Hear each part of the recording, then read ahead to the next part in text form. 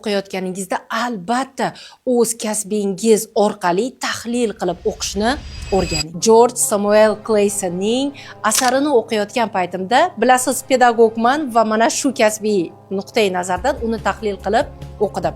Va ishonasizmi, ikkinchi bobida mana shu Vavilonning eng boy odami dars beradi va darsning birinchi kunida u o'quvchilar bilan birma-bir tanishib chiqadi. Bu interaktiv metodning birinchi qoidasi.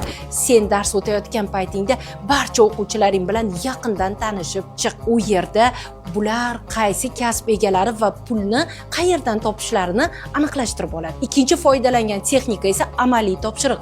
U hozir kimda bo'sh hamyon bor deb ko'rsatadi va barcha o'quvchilar, o'sha yerdagi tadbirkorlar o'z hamyonlarini ko'tarishadi.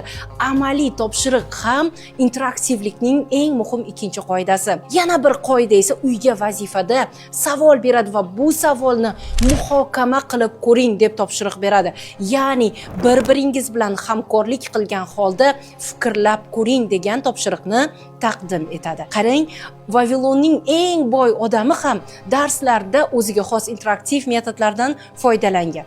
Siz ham kitob o'qiyotganingizda o'zingizni kasbingiz yo'nalishi bo'yicha tahlil qilasizmi?